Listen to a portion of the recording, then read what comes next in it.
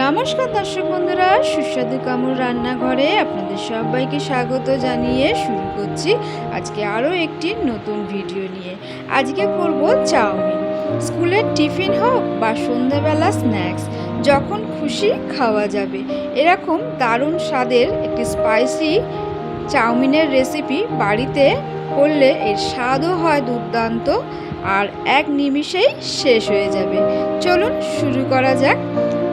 প্রথমে আমি কড়াইয়ে বসিয়ে দিয়েছি জল। এবার জলের মধ্যে কিছুটা পরিমাণ সাদা তেল দিয়ে দিলাম। এবারে এখানে আমি চাউমিন নিয়ে নিয়েছি। জলটা আমার গরম হয়ে গেছে। এবারে চাউমিনগুলোকে আমি দিয়ে দিলাম, দিয়ে হাফ সেদ্ধ করে নেবো। ফুল করলে তাহলে চাউমিনটা সবজির সাথে ভাজার সময় গলে যাবে, ওই জন্য আমি হাফ সেদ্ধ করে এটাকে জল ঝরাতে দিয়ে দিয়েছি। এবারে আমি কড়াইয়ের মধ্যে দিয়ে দিলাম পরিমাণ মতন সাদা তেল। এখানে সবজি বলতে আমি নিয়েছি ক্যাপসিকাম, গাজর, পেঁয়াজ, আলু আর কাঁচা লঙ্কা। এখানে সস বলতে নিয়েছি soya sauce, chilli sauce, tomato sauce. এবারে আমি এখানে পেঁয়াজগুলো দিয়ে দিলাম। তেলটা গরম হয়ে গেছে, পেঁয়াজগুলোকে আমি হালকা করে একটু ভেজে নেব। পেঁয়াজটা ভাজা হয়ে গেলে এবারে আমি এর মধ্যে দিয়ে দেবো আলু। আলুটাও আমি ভালো করে ভেজে নেব যাতে আলুটা একটু সেদ্ধ হয়ে যায়। এইভাবে আমি নাড়াচাড়া করতে থাকলাম এবং আলুটাকেও সেদ্ধ করে নিলাম। আলুটা হাফ সেদ্ধ হয়ে গেছে। এবারে আমি যে গাজরটা কেটে রেখেছিলাম দিয়ে দিলাম এর মধ্যে। গাজরটাকে দিয়েও আমি ভালো করে নাড়াচাড়া করতে থাকব। আলু প্রায় সেদ্ধ হয়েই এসছে। এবারে আমি যে কেটে রেখেছিলাম ক্যাপসিকাম এর মধ্যে দিয়ে দিলাম।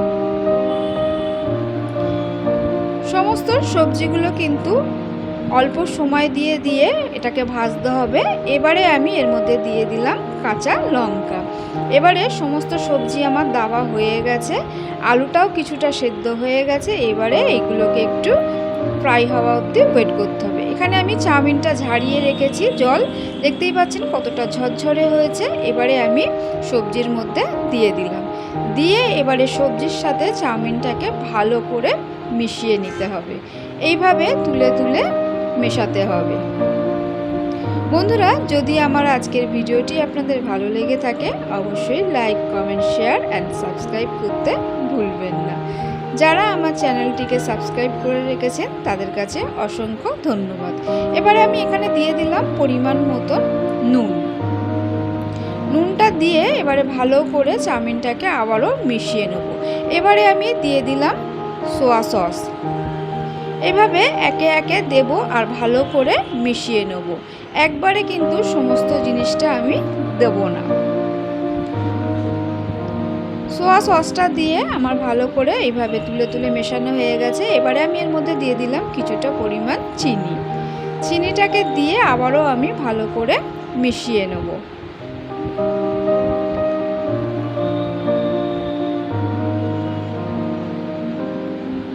এবারে আমি এখানে সস দেব, যেমন এখানে দিলাম চিলি সস। এবারে দেবো টমেটো সস।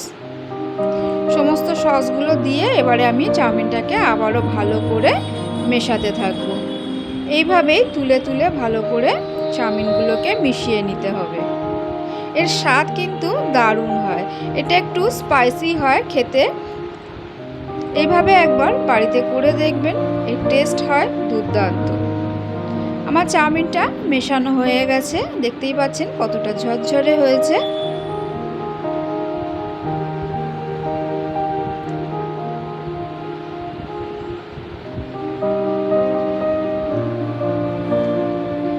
এইভাবে পুরোটা আমার মেশানো হয়ে গেছে।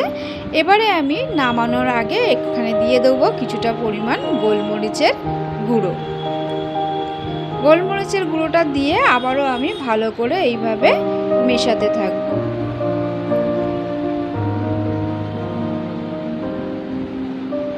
এইভাবে একবার বানিয়ে দেখবেন। এই আমার রেডি হয়ে গেছে আজকের চাউমিন, স্পাইসি চাউমিন। খেতে দারুণ হয়েছে, অবশ্যই বাড়িতে ট্রাই করবেন। যারা আমার চ্যানেলটিকে এখনও সাবস্ক্রাইব করেননি তাদের কাছে অনুরোধ রইল আমার চ্যানেলটিকে সাবস্ক্রাইব করে আমার পাশে থাকার জন্য। Thank you for watching. এই হয়ে গেল আজকে আমার স্পাইসি চাউমিন। কেমন লাগলো অবশ্যই জানাবেন।